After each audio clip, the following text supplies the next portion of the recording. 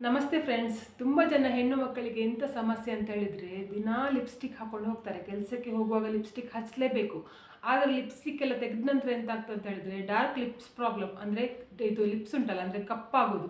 ಕೆಲವರಿಗೆ ಏನಾಗ್ತದೆ ಅಂತ ಹೇಳಿದರೆ, ಕೆಳಗಡೆದು ಲಿಪ್ಸ್ ಉಂಟಲ್ಲ ಅದು ಕೆಂಪಗಿರ್ತದೆ ಅಥವಾ ಪಿಂಕ್ ಕಲರ್ ಇರ್ತದೆ, ಮೇಲ್ಗಡೆದು ಕಪ್ಪಾಗ್ತದೆ.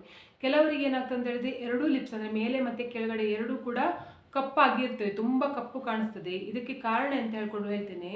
ನಾವು ಲಿಪ್ ಪಿಗ್ಮೆಂಟೇಷನ್ ಅಂತ ಹೇಳ್ಕೊಂಡು ಹೇಳ್ತೇವೆ. ನಮ್ಮ ಮುಖದಲ್ಲಿ ಹೇಗೆ ಭಂಗಿನ ಸಮಸ್ಯೆ ಬರ್ತದೆ ನೋಡಿ, ಅದೇ ರೀತಿಯಲ್ಲಿ ತುಟಿಗೆ ಕೂಡ ಬರ್ತದೆ.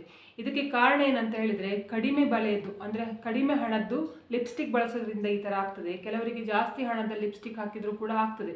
ಮತ್ತು ತುಂಬ ಜಾಸ್ತಿ ಅಂದರೆ ನಾವು ಡೈಲಿ ಲಿಪ್ಸ್ಟಿಕ್ ಯೂಸ್ ಮಾಡಿದರೂ ಕೂಡ ಈ ಸಮಸ್ಯೆ ಬರ್ತದೆ. ಯಾವ ಕಾರಣದಿಂದಾದರೂ ಬಂದಿರಲಿ, ಆದರೆ ಆ ಡಾರ್ಕ್ ಲಿಪ್ಸ್ ಹೋಗಲಿಕ್ಕೆ ನಿಮ್ಗೆ ಎಂತ ಮಾಡಬೇಕು ಅಂತ ಹೇಳ್ಕೊಂಡು ನಾನು ತೋರಿಸ್ತೇನೆ. ಅದನ್ನು ಹಚ್ಚಿದರೆ ನಾನು ಹೇಳಿದ ರೀತಿಯಲ್ಲೇ 3 ಸ್ಟೆಪ್ ಉಂಟು. 3 ಸ್ಟೆಪ್ ಕೂಡ ಕರೆಕ್ಟಾಗಿ ಮಾಡಿದರೆ ಉಂಟಲ್ಲ, ನಿಮ್ಮದು 100% 7 ದಿನದಲ್ಲಿ ಇದು ಈ ಸಮಸ್ಯೆ ಅಂದರೆ ನಿಮಗೆ ತುಟಿ ಕಪ್ಪಾಗಿದೆ ಅಂತ ಹೇಳ್ಕೊಂಡು ಆದರೆ ಸಮಸ್ಯೆ ಹೋಗ್ತದೆ. ಮತ್ತು ನಿಮ್ಮ ತುಟಿ ಉಂಟಲ್ಲ ಸಾಫ್ಟ್ ಆಗಿ ಪಿಂಕ್ ಆಗಿ ಇರ್ತದೆ. ನನಗೆ ಕೂಡ ಈ ಸಮಸ್ಯೆ ಉಂಟು. ಲಿಪ್ಸ್ಟಿಕ್ ಹಚ್ತಾ ಇದ್ದೆ ನಾನು ಮುಂಚೆ. ಯಾವಾಗ ಈ ಸಮಸ್ಯೆ ಆಗ್ತಿತ್ತು ಏನಂತ ಹೇಳಿದ್ರೆ, ನಂದು ಕೆಳಗಡೆಯಿಂದ ತುಟಿ ಕೆಂಪಗಿತ್ತು, ಮೇಲ್ಗಡೆ ಮಾತ್ರ ಕಪ್ಪಗಿತ್ತು. ತುಂಬ ಅಸಹ್ಯ ಕಾಣಿಸ್ತಾ ಇತ್ತು. ಒಂದು ಮೇಲೆ ಒಂದು ಕಲರ್ ಕೆಳಗಡೆ ಒಂದು ಕಲರ್ ಕಾಣಿಸುವಾಗ ಅಸಹ್ಯ ಕಾಣಿಸ್ತಲ್ವಾ, ಆ ರೀತಿ ಕಾಣಿಸ್ತಾ ಇತ್ತು. ನಾನು ಏನು ಹೋಮ್ ರೆಮಿಡಿ ಮಾಡಿದೆ ನೋಡಿ, ಅದನ್ನು ನಾನು ನಿಮ್ಮ ಜೊತೆಗೆ ಶೇರ್ ಮಾಡ್ತೇನೆ. ಈ ಹೋಮ್ ರೆಮಿಡಿ ಮಾಡ್ಲಿಕ್ಕೆ ಎಂತೆಲ್ಲ ಬೇಕು ಅಂತ ಹೇಳ್ಕೊಂಡು ತೋರಿಸ್ತೇನೆ. ದಯವಿಟ್ಟು ನಾನು ಹೇಳಿದ ರೀತಿಯಲ್ಲೇ ಮಾಡಿ.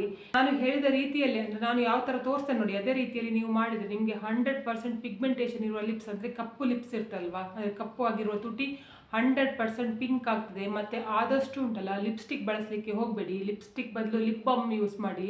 ಕಪ್ಪಾಗೋದಿಲ್ಲ. ಮತ್ತೆ ತುಟಿ ಉಂಟಲ್ಲ ನಿಮ್ಮದು ಸಾಫ್ಟ್ ಆಗಿ ಯಾವತ್ತು ಚಂದನೇ ಇರ್ತದೆ. ಆದ ಕಾರಣ ಕೇಳೋದು ಲಿಪ್ಸ್ಟಿಕ್ ಯೂಸ್ ಮಾಡುವ ಬದಲು ಲಿಪ್ ಬಾಮ್ ಯೂಸ್ ಮಾಡಿ ಅಂತ. ಇವಾಗ ಆಲ್ರೆಡಿ ನಿಮ್ಮ ತುಟಿ ಕಪ್ಪಾಗಿದೆ, ಅದಕ್ಕೆ ಎಂತ ಮಾಡಬೇಕು ಅಂತ ಹೇಳ್ಕೊಂಡು ತೋರಿಸ್ತಾ ಹೋಗ್ತೇನೆ. ನೋಡಿ, ಫಸ್ಟ್ ಸ್ಟೆಪ್ ಮಾಡಲಿಕ್ಕೆ ನಮಗೆ ಎಂತ ಬೇಕು ಅಂತ ಹೇಳಿದರೆ, ನಮಗೆ ಗ್ಲಿಸರಿನ್ ಬೇಕು. ಆಯಿತಾ, ನೀವು ಯಾವ ಕಂಪನಿದು ಬೇಕಾದರೆ ಗ್ಲಿಸರಿನ್ ತಗೊಳ್ಳಿ. ಅದೇ ಕಂಪನಿದು ಬೇಕು ಇದೇ ಕಂಪನಿದು ಬೇಕು ಅಂತ ಇಲ್ಲ, ಯಾವುದು ಬೇಕಾದರೆ ತಗೊಳ್ಳಿ. ಇದು ಮೆಡಿಕಲಲ್ಲಿ ಆರಾಮಾಗಿ ಸಿಗ್ತದೆ. ಗ್ಲಿಸರಿನನ್ನು ಏನು ಮಾಡಬೇಕು ಅಂತ ಹೇಳಿದರೆ, ಈ ಥರದೊಂದು ಕಾಟನ್ನ ಸಹಾಯದಿಂದ ಇದಕ್ಕೆ ಗ್ಲಿಸರಿನ್ಗೆ ನೋಡಿ ಈ ಥರ ಹಾಕಿ, ನಾನು ಇದು ಲಿಪ್ಸ್ಗೆ ಹಾಕಿ ತೋರಿಸ್ತೇನೆ. ನಿಮಗೆ ಚೇಂಜಸ್ ಎಂತ ಆಗ್ತದೆ ಅಂತ ಹೇಳ್ಕೊಂಡು ನೀವು ಎದುರುಗಡೆನೆ ಲೈವ್ ಆಗಿ ನೋಡ್ಬೋದು. ನಿಮ್ಮದು ತುಟಿ ಮೇಲೆ ಉಂಟಲ್ಲ ಡೆಡ್ ಸ್ಕಿನ್ ಇರ್ತಲ್ಲ, ಅದು ಡೆಡ್ ಸ್ಕಿನ್ ಹೋಗೋದು ಎದುರುಗಡೆನೆ ನಿಮಗೆ ಕಾಣಿಸ್ತದೆ. ಅದು ಯಾವ ರೀತಿ ತುಟಿ ಆಗ್ತದೆ ಅಂತ ಹೇಳ್ಕೊಂಡು ನೀವು ನೋಡಿ. ಗ್ಲಿಸರಿನ್ ಯೂಸ್ ಮಾಡಿದರೆ ಎಂತ ಸಹ ತೊಂದರೆ ಆಗೋದಿಲ್ಲ. ನಾನು ಹೇಗೆ ಮಾಡ್ತೇನೆ ನೋಡಿ ಅದೇ ರೀತಿಯಲ್ಲಿ ಮಾಡಿ. ಫಸ್ಟು ಗ್ಲಿಸರಿನನ್ನು ಒಂದು ಕಾಟನ್ನಲ್ಲಿ ಅದ್ದಿ, ಇವಾಗ ತುಟಿಗೆ ನಾನು ನೋಡಿ ನಿಮಗೆ ಎದುರುಗಡೆ ಲೈವಲ್ಲಿ ಮಾಡಿ ತೋರಿಸ್ತೇನೆ ನೋಡಿ. ತುಟಿಗೆ ನೋಡಿ ಈ ಥರ ಹಚ್ಚಿ,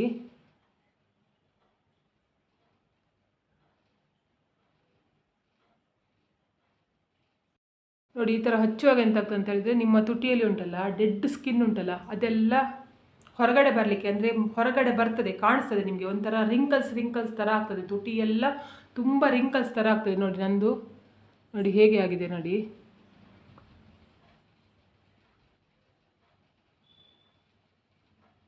ನೋಡಿ ಈ ಥರ ರಿಂಕಲ್ಸ್ ಥರ ಬರಲಿಕ್ಕೆ ಸ್ಟಾರ್ಟ್ ಆಗ್ತದೆ. ನೋಡಿ ಒಂಥರ ರಿಂಕಲ್ಸ್ ಥರ ಬರಲಿಕ್ಕೆ ಸ್ಟಾರ್ಟ್ ಆಗ್ತದೆ. ಮತ್ತು ಅದು ಸಿಪ್ಪೆ ಎದ್ದು ಹೋಗುವ ಹಾಗೆ, ಅಂದರೆ ನಿಮ್ಮ ತುಟಿದುಂಟಲ್ಲ ಡೆಡ್ ಸ್ಕಿನ್ ಎದ್ದು ಹೋಗುವ ಹಾಗೆ ಕಾಣಿಸ್ತದೆ ಅಷ್ಟು. ಇವಾಗ ನೀವು ಎದುರುಗಡೆನೆ ನೋಡಬಹುದು ನೋಡಿ, ತುಟಿಯಲ್ಲಿ ನೋಡಿ ಡೆಡ್ ಸ್ಕಿನ್ ಎಲ್ಲ ಯಾವ ಥರ ಹೋಗ್ತಾ ಇದೆ ಅಂತ ಹೇಳ್ಕೊಂಡು ನಿಮಗೆ ಕೂಡ ಸೇಮ್ ಅನುಭವ ಆಗ್ತದೆ. ಈ ಜಾಗದಲ್ಲಿ ಒಂಥರ ಫೀಲ್ ಆಗ್ತಾ ಇರ್ತದೆ ತುಟಿಯಲ್ಲಿ ನೀವು ಇದು ಹಾಕಿದ ನಂತರ. ಇವಾಗ ಸ್ಟೆಪ್ ನಂಬರ್ 2 ಮಾಡಲಿಕ್ಕೆ ಅಂತ ಹೇಳ್ಕೊಂಡು ಹೇಳ್ತೇನೆ. ಇದು ಸ್ಟೆಪ್ ನಂಬರ್ 1 ಆಯಿತಾ. ಈಗ ಸ್ಟೆಪ್ ನಂಬರ್ 2 ಮಾಡಲಿಕ್ಕೆ ಎಂತ ಬೇಕು ಅಂತ ಹೇಳ್ಕೊಂಡು ತೋರಿಸ್ತೇನೆ ನೋಡಿ. ನಿಮಗೆ ಈ ವಿಡಿಯೋ ಇಷ್ಟ ಆದರೆ ಉಂಟಲ್ಲ, ಪ್ಲೀಸ್ ಒಂದು ಲೈಕ್ ಮಾಡಿ. ಮತ್ತು ಈ ಥರದ್ದು ಪಿಗ್ಮೆಂಟೇಷನ್ದು ಪ್ರಾಬ್ಲಮ್ ಅಂದರೆ ಕಪ್ಪು ಲಿಪ್ಸ್ ಪ್ರಾಬ್ಲಮ್ ಯಾರಿಗೆ ಉಂಟು ನೋಡಿ ಅಂಥವರಿಗೆ ಈ ವಿಡಿಯೋನನ್ನು ಶೇರ್ ಮಾಡಿ. ಇವಾಗ ಸ್ಟೆಪ್ ನಂಬರ್ 2 ಮಾಡಲಿಕ್ಕೆ ಎಂತ ಬೇಕು ಅಂತ ಹೇಳಿದರೆ, ನಾನಿಲ್ಲಿ ಸಕ್ಕರೆ ಯೂಸ್ ಮಾಡ್ತಿದ್ದೇನೆ. ಸಕ್ಕರೆ ಎಂತ ಮಾಡಿ ಅಂತ ಹೇಳಿದರೆ, ಮಿಕ್ಸಿಗೆ ಹಾಕಿ ಈ ಥರ ಪೌಡ್ರ್ ಮಾಡ್ಕೊಳ್ಳಿ ನೋಡಿ. ಈ ರೀತಿಯಲ್ಲಿ ಸಕ್ಕರೆಯನ್ನು ಚೆಂದ ಮಾಡಿ ಪೌಡ್ರ್ ಮಾಡ್ಕೊಳ್ಳಿ. ಅದನ್ನು ಚಿಕ್ಕ ಚಮಚಲ್ಲಿ 1 ಚಮಚ ಸಕ್ಕರೆಯನ್ನು ತಗೊಳ್ಳಿ.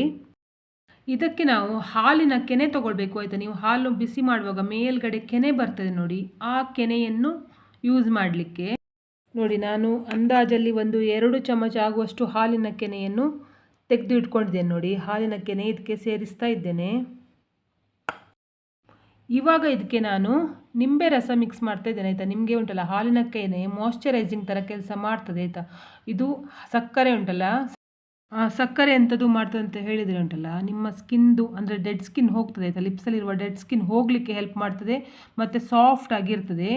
ಇದು ಏನು ಮಾಡ್ತದೆ, ನಿಂಬೆ ಹಣ್ಣಿನ ರಸ ಎಂತ ಮಾಡ್ತದೆ ಅಂತ ಹೇಳಿದರೆ, ನಿಮ್ಮದು ತುಟಿ ಉಂಟಲ್ಲ ಕಪ್ಪಾಗಿದ್ದು ಪಿಂಕ್ ಆಗುವ ಆ ಥರ ನೋಡ್ಕೊಳ್ತದೆ.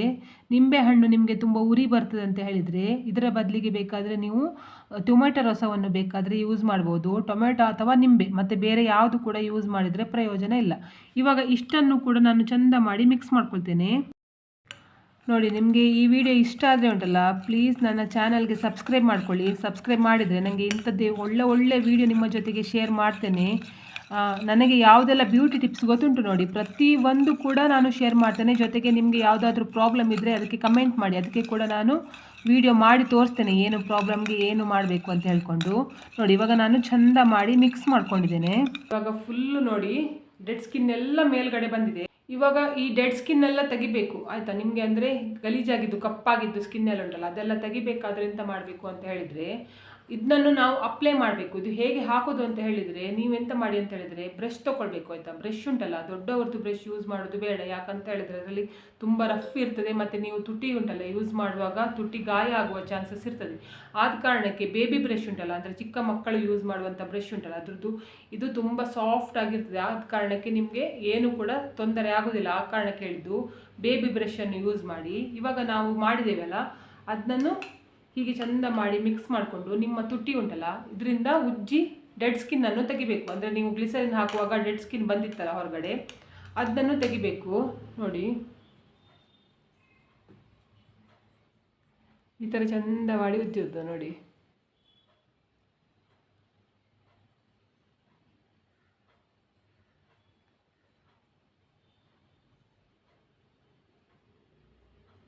ನೋಡಿ, ಮುಂಚೆ ಉಂಟಲ್ಲ ನನಗೆ ಈ ತುಟಿ ತುಂಬ ಅಂದರೆ ತುಂಬ ಕಪ್ಪಿತ್ತು, ತುಂಬ ಜಾಸ್ತಿ ಆಯಿತಾ. ನಾನು ಲಿಪ್ಸ್ಟಿಕ್ ಅದಕ್ಕೆ ಸ್ಟಾಪ್ ಮಾಡಿದ್ದು, ಹಚ್ಚೋದು ಸ್ಟಾಪ್ ಮಾಡಿದೆ.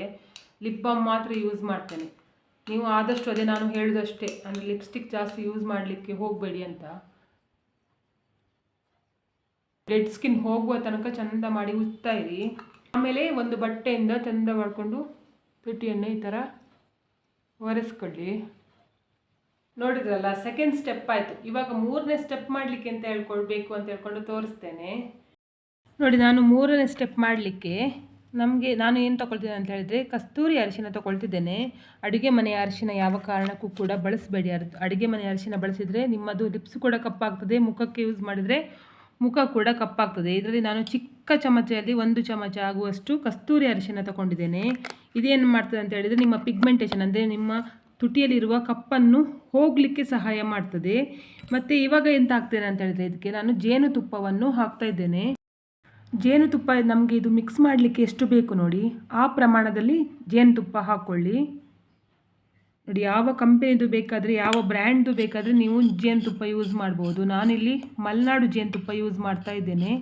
ನಿಮ್ಮ ಮನೇಲಿ ಯಾವುದು ಜೇನುತುಪ್ಪ ಉಂಟು ನೋಡಿ, ಆ ಜೇನುತುಪ್ಪವನ್ನು ಯೂಸ್ ಮಾಡಿ. ಮೂರನೇ ಸ್ಟೆಪ್ ಮಾಡಲಿಕ್ಕೆ ರೆಡಿ ಆಯಿತು. ನಾವು ಫಸ್ಟ್ ಸ್ಟೆಪ್ಪಲ್ಲಿ ಏನು ಮಾಡಿದ್ದೀವಿ ಅಂತ ಹೇಳಿದ್ರೆ, ಡೆಡ್ ಸ್ಕಿನ್ ಕಿತ್ತು ಬರುವ ಹಾಗೆ ಮಾಡಿದ್ದೀವಿ. ಅಂದರೆ ನಿಮ್ಮ ಸ್ಕಿನ್ ಇದು ತುಟಿಯೆಲ್ಲ ಕಪ್ಪಾಗಿತ್ತಲ್ಲ, ಆ ಕಪ್ಪು ತುಟಿಯ ಚರ್ಮ ಉಂಟಲ್ಲ, ಮೇಲ್ಗಡೆಯ ಚರ್ಮ ಹೊರಗಡೆ ಬರುವ ಹಾಗೆ ಮಾಡಿದ್ವಿ. ಸೆಕೆಂಡ್ ಸ್ಟೆಪ್ಪಲ್ಲಿ ಏನು ಮಾಡಿದ್ದೀವಿ ಅಂತ ಹೇಳಿದ್ರೆ, ಆ ಚರ್ಮವನ್ನು ತೆಗೆಯೋದು, ಅಂದರೆ ಡೆಡ್ ಸ್ಕಿನ್ ತೆಗಿಲಿಕ್ಕೆ ನಾವು ಎಂತ ಮಾಡಬೇಕು ಅಂತ ಹೇಳ್ಕೊಂಡು ತೋರಿಸ್ದೆ. ಇದನ್ನು ಯೂಸ್ ಮಾಡಿದಂತ ಆಗ್ತದೆ ಅಂತ ಹೇಳಿದರೆ, ನಿಮ್ಮ ತುಟಿ ಉಂಟಲ್ಲ ಕಪ್ಪಾಗಿದ್ದು ಹೋಗ್ತದೆ, ಜೊತೆಗೆ ಸಾಫ್ಟ್ ಆಗ್ತದೆ. ನೀವು ಬ್ರಷಲ್ಲೆಲ್ಲ ಹಚ್ಚೋದು ಬೇಡ, ಕೈಯಲ್ಲೇ ಉಂಟಲ್ಲ, ಕೈಯಲ್ಲೇ ಒಂದು ತಿಕ್ ಕೋಟ್ ಆಯಿತಾ, ದಪ್ಪಗೆ ಹಚ್ಚಬೇಕು. ನೋಡಿ, ಈ ಥರ ಫಸ್ಟು ಸ್ವಲ್ಪ ಹಾಕ್ಕೊಂಡು ಹೀಗೆ ಚೆಂದ ಮಾಡಿಕೊಂಡು ಮಸಾಜ್ ಮಾಡಿ, ಬ್ಲಡ್ ಸರ್ಕ್ಯುಲೇಷನ್ ಆಗ್ತದೆ ಆಯಿತಾ. ಹಾಗೆ ಮಸಾಜ್ ಮಾಡಿದ್ರೆ ಬ್ಲಡ್ ಸರ್ಕ್ಯುಲೇಷನ್ ಆಗ್ತದೆ, ಜೊತೆಗೆ ನಿಮ್ಮದು ತುಟಿ ಕೂಡ ಪಿಂಕ್ ಆಗಲಿಕ್ಕೆ ಹೆಲ್ಪ್ ಆಗ್ತದೆ. ನೋಡಿ, ಚೆಂದ ಮಾಡಿ ಹೀಗೆ ಮಸಾಜ್ ಮಾಡಿ. ಇದು ಆದ ನಂತರ ಪುನಃ ಎರಡನೇದು ಉಂಟಲ್ಲ, ಪುನಃ ದಪ್ಪ ಮಾಡಿಕೊಂಡು ಹಚ್ಕೊಳ್ಳಿ.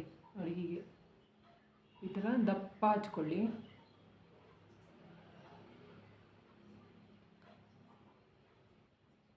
ನೋಡಿ, ಈ ಥರ ಹಚ್ಕೊಂಡುಂಟಲ್ಲ 10 ನಿಮಿಷ ಬಿಡಬೇಕು. 10 ನಿಮಿಷ ಆದ ನಂತರ ಹೇಗೆ ಕಾಣಿಸ್ತದೆ ತುಟಿ ಅಂತ ಹೇಳ್ಕೊಂಡು ನಾನು ನಿಮಗೆ ತೋರಿಸ್ತೇನೆ.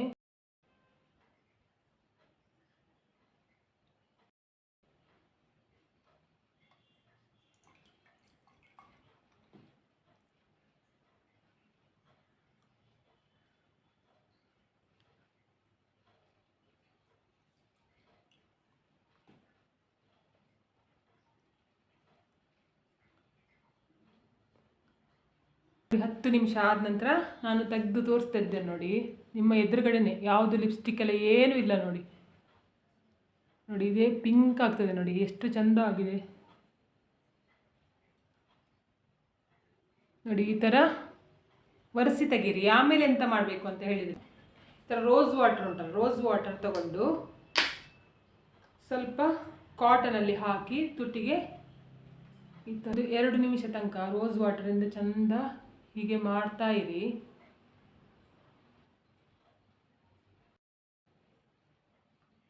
ನೋಡಿ ಈ ಥರ ಮಾಡ್ತಾ ಇದ್ದ ನಂತರ ಆಮೇಲೆ ಬಿಟ್ಟು ಬಿಡಿ, ಮತ್ತೆ ಬೇರೆ ಎಂತ ಹಚ್ಕೊಳ್ಳಿಕ್ಕಿಲ್ಲ. ನೀವು ರಾತ್ರಿ ಮಲಗುವಾಗ ಉಂಟಲ್ಲ, ರಾತ್ರಿ ಮಲಗುವಾಗ ಸ್ವಲ್ಪ ಕೊಬ್ಬರಿ ಎಣ್ಣೆಯನ್ನು ಚಂದ ಮಾಡಿ ತುಟಿಗೆ ಹಚ್ಕೊಂಡು ಮಲ್ಕೊಂಡ್ರೆ ಸಾಕು.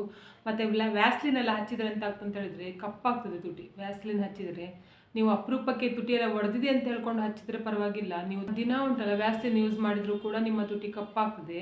ಇದು ಬರೀ ಲಿಪ್ಸ್ಟಿಕ್ ಹಾಕಿ ತುಟಿ ಕಪ್ಪಾಗಿದ್ರಲ್ಲ, ಯಾರು ಬೇಕಾದರೆ ಇದನ್ನು ಯೂಸ್ ಮಾಡ್ಬೋದು. ಚಿಕ್ಕ ಮಕ್ಕಳಿಗೆ ಅಂದರೆ ಕೆಲವೊಂದು ಚಿಕ್ಕ ಮಕ್ಕಳಲ್ಲೂ ಕೂಡ ಈ ಸಮಸ್ಯೆ ಇರ್ತದೆ. ಏನಂತ ಹೇಳಿದರೆ ಮೇಲ್ಗಡೆ ತುಟಿ ಉಂಟಲ್ಲ ಕಪ್ಪಿರ್ತದೆ, ಕೆಳಗಡೆ ಪಿಂಕ್ ಇರ್ತದೆ. ಅಂಥವ್ರು ಉಂಟಲ್ಲ, ಯಾವ ಜಾಗದಲ್ಲಿ ಕಪ್ಪಿದೆ ನೋಡಿ ಅಲ್ಲಿ ಮಾತ್ರ ಮಾಡಿದರೆ ಸಾಕಾಗ್ತದೆ, 2 ತುಟಿಗೆ ಕೂಡ ಮಾಡಬೇಕಂತ ಇಲ್ಲ. ನೋಡಿದ್ರಲ್ಲ ಇವತ್ತಿನ ವಿಡಿಯೋದಲ್ಲಿ ತುಟಿ ಕಪ್ಪಾಗಿದ್ರೆ ಎಂತ ಮಾಡಬೇಕು ಅಂತ ಹೇಳ್ಕೊಂಡು ತೋರಿಸಿಕೊಟ್ಟಿದ್ದೇನೆ. ಇದನ್ನು ನೀವು ಕಂಟಿನ್ಯೂ ಆಗಿ 7 ದಿವಸ ಮಾಡ್ತಾ ಹೋಗಿ, ಒಂದು ದಿನ ಕೂಡ ಬಿಡದೆ. ಮತ್ತು ನಿಮಗೆ ಇದು ಲಿಪ್ಸ್ಟಿಕ್ ಹಾಕದೆ ಆಗೋದೇ ಇಲ್ಲ, ನಮಗೆ ಲಿಪ್ಸ್ಟಿಕ್ ಹಾಕಲೇಬೇಕು ಅಂತ ಹೇಳಿದರೆ ನೀವು ಮನೆಗೆ ಬರ್ತೀರಲ್ಲ, ಮನೆಗೆ ಬಂದ ನಂತರ ಪ್ರತಿದಿನ ನಾನು ಹೇಳಿದ ರೀತಿಯಲ್ಲಿ ಮಾಡಿ. ಆವಾಗ ಎಂತ ಆಗ್ತದೆ ಅಂತ ಹೇಳಿದ್ರೆ ನಿಮ್ಮದು ಲಿಪ್ಸ್ ಕಪ್ಪಾಗೋದಿಲ್ಲ, ಯಾವತ್ತೂ ಕೂಡ ಚಂದನೇ ಇರ್ತದೆ ಮತ್ತು ಸಾಫ್ಟ್ ಆಗಿ ಕೂಡ ಇರ್ತದೆ. ಮತ್ತು ಇವತ್ತಿನ ವಿಡಿಯೋ ಯಾರೆಲ್ಲ ನೋಡಿದ್ದೀರಾ ಅಥವಾ ನೋಡಲಿಲ್ಲ, ಎಲ್ಲರಿಗೂ ಕೂಡ ದೇವರು ಒಳ್ಳೇದು ಮಾಡಲಿ ಅಂತ ನಾನು ಕೂಡ ದೇವರಲ್ಲಿ ಬೇಡ್ಕೊಳ್ತೇನೆ. ಎಲ್ಲರಿಗೂ ಒಳ್ಳೆಯದಾಗಲಿ.